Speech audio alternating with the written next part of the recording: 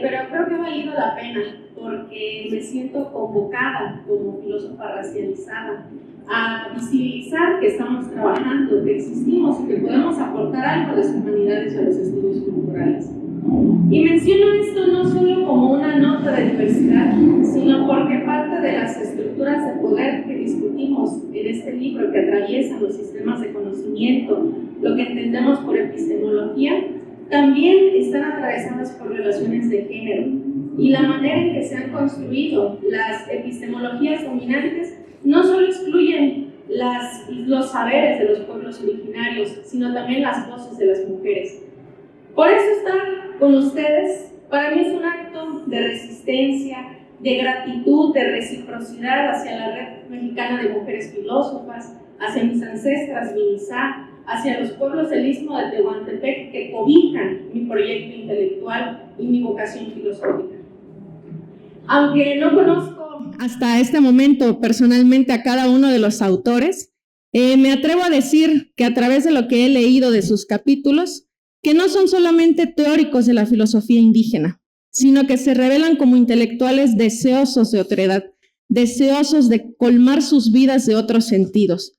Y un reflejo de eso es que no hacen lecturas simplistas ni románticas de lo indígena en abstracto, sino que todos traemos esta problematización de estudiar los sistemas particulares de los pueblos tojolabal, maya, mixteco, mije, nahua y quechua aymara de Bolivia, respetando esta particularidad, pero también mostrando los vasos comunicantes entre las naciones originarias de México y de América Latina.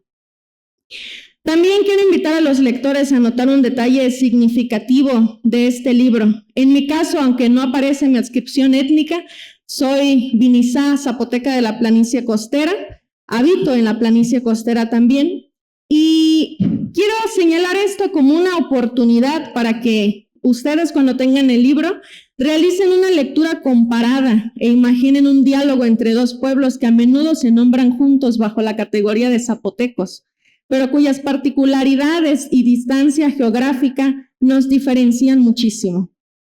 En ese sentido, me parece maravilloso que un zapoteco serrano como Jaime Martínez Luna y yo, zapoteca de la planicie costera, estemos escribiendo en un mismo libro, mostrando la riqueza y diversidad de nuestras visiones del mundo. Cuando me dieron el honor de contribuir a esta producción editorial, la asumí como una responsabilidad y una oportunidad también de documentar la experiencia común del desastre y de reconstrucción tras el sismo del 7 de septiembre del 2017 que afectó gravemente a varios territorios del Istmo de Tehuantepec, y me enfoqué en un pueblo que amo, Asunción Ixtaltepec, un pueblo vecino a donde me crié y que además elegí como el lugar donde he hecho mi raíz. Y en este capítulo, pues a diferencia de muchos otros artículos que he hecho tal vez o capítulos acerca de epistemología más tradicional, trato de explorar desde una voz más nosótrica, sin recurrir a academicismos excesivos, hablando desde una voz más cercana y haciendo eco de las formas de transmisión oral de la memoria colectiva que también han cultivado mi aprecio por el territorio. Trato de explicar que aunque no tengamos los signos más convencionales por los que decimos que aquí hay procesos epistémicos, la reconstrucción de Asunción Ixtaltepec es un hito en nuestra historia comunal porque no solo fue un proceso material, sino profundamente epistémico. ¿En qué sentido? Les comento dos elementos que abordo con más detalle en ese capítulo porque creo que puede ser interesante. El tequio, yo sostengo en el capítulo, como una forma de trabajo en común, no remunerado y en fraternidad, entre iguales que reconocen su interdependencia dentro de una colectividad, hizo posible que Asunción Ixtaltepec se convirtiera entre las ruinas en un laboratorio vivo y al aire libre, en el que asociaciones de mujeres principalmente se pusieron a reciclar los materiales de las casas que se cayeron, a elaborar nuevas técnicas constructivas de adobe reforzado y recurrieron al apoyo de muchos especialistas que mantuvieron una relación de interdependencia, de reciprocidad, de reconocimiento de la autoridad epistémica de estas mujeres y de un pueblo que además se ha distinguido por poseer una sabiduría ladrillera y por saber construir muy bien. Pero al mismo tiempo que vemos estos fenómenos que nos revelan que el terremoto sí nos desestabilizó, pero también fortaleció nuestras capacidades productivas y nuestras capacidades creativas. Por otro lado, hubo también dinámicas que mermaron ese carácter epistémico de nuestros pueblos, porque hubo una imposición unilateral de criterios de demolición y reconstrucción que carecieron de pertinencia cultural, a excepción de algunos esfuerzos aislados. El pueblo Viniyati, como conocemos a los ixtaltepecanos, por presiones externas a la voluntad popular, se vio forzado a adoptar una política de demolición sin posibilidad de apuntalar las ruinas de su patrimonio arquitectónico. Y esto conduce a una pérdida incuantificable del conocimiento con el que habíamos habitado esta zona.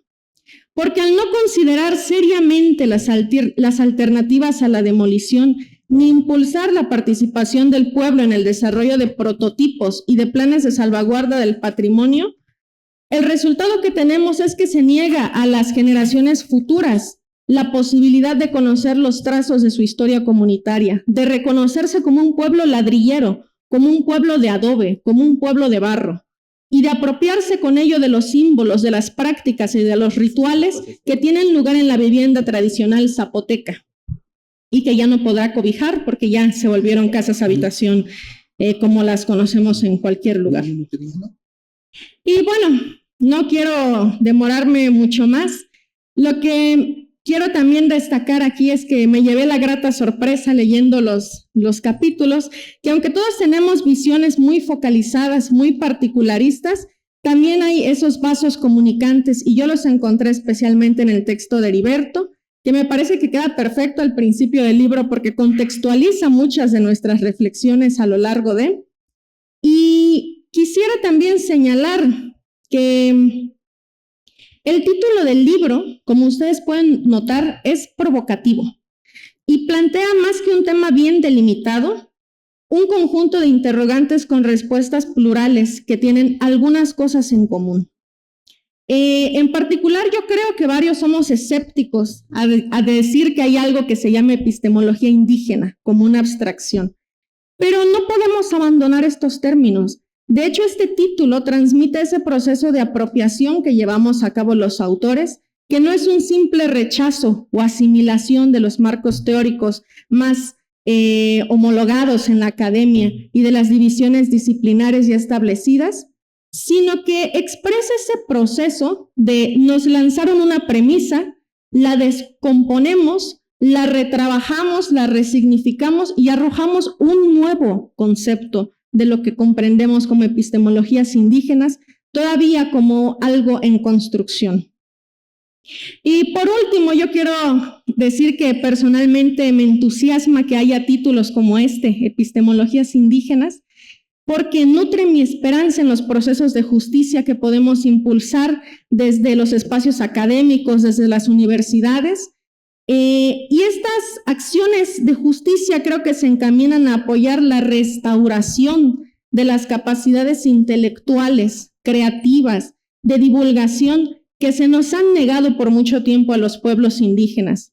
Además, creo que la presencia del Estado de Oaxaca en esta Feria del Libro contribuye a descriminalizar nuestra presencia en los espacios de saber y poder. Porque sí, muchas veces seguiremos yendo a las capitales a movilizarnos para luchar por nuestros derechos y contra las estructuras opresoras del Estado, pero eso no está peleado con nuestra capacidad de sentarnos a dialogar, a pensar críticamente y a construir conocimiento valioso para todos. Gracias. Está Miguel Hernández Díaz, un referente de la continuadora, alumno de Miguel León Portilla. Él es doctor en filosofía por la Universidad Nacional Autónoma de México y él escribió el libro, el último me parece, La epistemología de las culturas originarias en América Latina, Maya, Nahua y Quechua Aymara. Adelante, Miguel.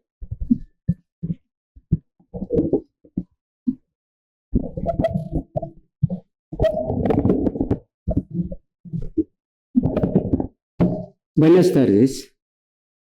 Ya me presentó el compañero Gabriel. Yo siempre ha sido mi tema de investigación, mi inquietud, ¿no? Existe una filosofía de nuestros pueblos y creo que siempre ha sido en cuestión. Me parece que Jaime Martínez Luna lo cuestiona. Y aprovechando que las epistemologías indígenas, me parece que, bueno, como la hace Jaime, pues la cuestiona, es que estamos todavía muy lejos, ¿no? Y también, como que, ¿cuál sería esa epistemología? Podemos hablar, ¿no? Hay una epistemología, una filosofía, pero si no la construyamos su contenido, pues es muy difícil, ¿no? Que alguien nos crea, hay una epistemología, pero si no la hacemos, entonces, ¿dónde está? Eso siempre nos preguntan, ¿no? Aquí voy a leer una semblanza a la obra, porque creo que me quedo nada más en ese punto. La pregunta es, ¿qué se entiende por epistemología y cómo funciona ante la humanidad? La epistemología es la ciencia de la filosofía que ofrece una explicación de todo lo que existe en el fenómeno social y natural. Por ello, la filosofía nutre a la ciencia mediante la epistemología como el brazo derecho, como su brazo derecho. Construye y aclara el sentido de las cosas, lo que está a su alcance, ya que la epistemología, como ciencia filosófica, construye conceptos y categorías a través de sus métodos de investigación, retoma ideas sueltas que provienen de la oralidad del ser humano. Dicha expresión oral, ahí se construye con conceptos, teorías, logos, palabras, métodos, etc. El método más usual en el pensamiento europeo es entender científicamente el problema del ser humano, que dilucida desde la abstracción a la realidad, con el fin de definir a las cosas a través de sus ideas para poder comprender lo que observa en la realidad. Con este método de filosofar al mundo es el canon dominante creado para la humanidad, que piensa de lo deductivo a lo inductivo. Toda aquella problemática social ha tratado de explicar la situación de cada comunidad social, que él mismo lo proyecta como parte de su naturaleza humana. Bueno, esa es la primera parte. Y la segunda parte es sobre nuestras culturas, ¿no? En cuanto a la epistemología de los pueblos originarios o indígenas, existe una epistemología de su existencia. La cultura y la naturaleza es también como pregunta. En este mundo humano, todo manifiesta una filosofía desde su ser humano, el fenómeno social y el contacto con la naturaleza, es decir, los pueblos originarios periféricos de Europa, África. Pues aquí mencionamos también a los africanos, porque también es excluido, ¿no? Orientales inclusive, y nativos de América. Estas naciones expresan filosofías desde sus propios conceptos, desde sus propios cánones del conocimiento de sí mismos. El fenómeno social y la naturaleza como parte de ellas. Los cánones deben ser edificados desde las palabras y culturas para proceder un método de filosofar basado desde la realidad a las ideas. O sea, la observación física construye una ética o una idea con el método inductivo. a lo deductivo, para entender mejor de su entorno humano. Así, el método de pensar al mundo nos parece viable en el pensamiento originario. Esto es lo más lógico. Actuar es existir para pensar. Sentimos lo que decimos. Pensamos, actuamos, movemos, concientizamos, sentimos con nuestro corazón. Memorizamos, temperamentamos y expresamos. Estos son los procesos de saber para entender al mundo, para expresar con términos más veraz. El corazón del alma es quien origina la acción del cuerpo. El referido corazón del alma es el espíritu que está más allá de los cuerpos, donde causan el momento, la conciencia, la sensibilidad, la memoria, el temperamento y el lenguaje. Estos son los procesos donde surge la actitud humana originaria. Igualmente cabe señalar cómo se conciben los pensamientos, conocimientos y cosmovisiones que se adquieren mediante el ver la imagen física, la sensibilidad del corazón, la razón y el lenguaje. Este método para adquirir la sabiduría humana, que son datos que provienen de la naturaleza. Por ejemplo, la fruta del árbol, de la chirimoya, se observa. Qué linda fruta, ¿no? Y para que se sirva, ¿para qué sirve y cómo se llama, ¿no? O sea, se pone el nombre. Esto es un método para extraer una sabiduría en nuestra cultura, como parte de nuestra existir para la vida, la enseñanza de las generaciones y para extraer la cultura de nuestras naciones. Veamos algunos trabajos de nuestros compañeros autores de la obra. Aún son innovadores por sus planteamientos expuestos desde la realidad de las culturas y para extraer de la versión oral. Así, la obra mejor lo dejo aquí, porque iba a mencionar a Jaime, pero no hay tiempo. Sí, lo dejamos aquí. Sí, ajá.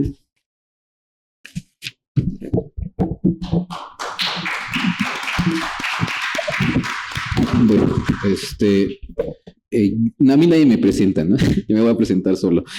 Soy Gabriel, también soy parte de los autores de aquí.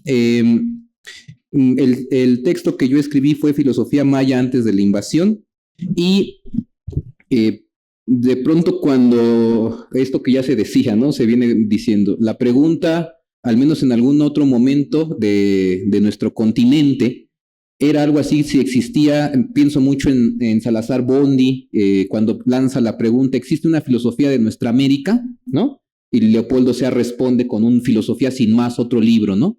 68, 69 esta discusión. Y en esta discusión lo único que se logró es que dijéramos sí, y se hizo compendios enteros de filosofía latinoamericana de que sí existe, ¿no? Pero en esta época yo leía todo esto y yo pregunto, igual en un sentido provocador, ¿no? Como nos han preguntado siempre, ¿existe una filosofía de los pueblos originarios?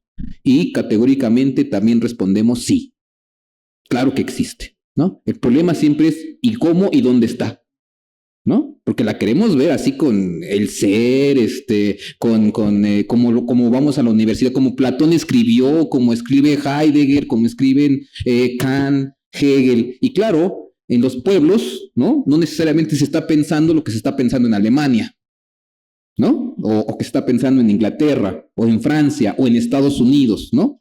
Eso no quiere decir que la gente, cualquier pueblo, el que sea, no solamente en el continente, está pensando y en el momento que está pensando, está haciendo reflexión filosófica.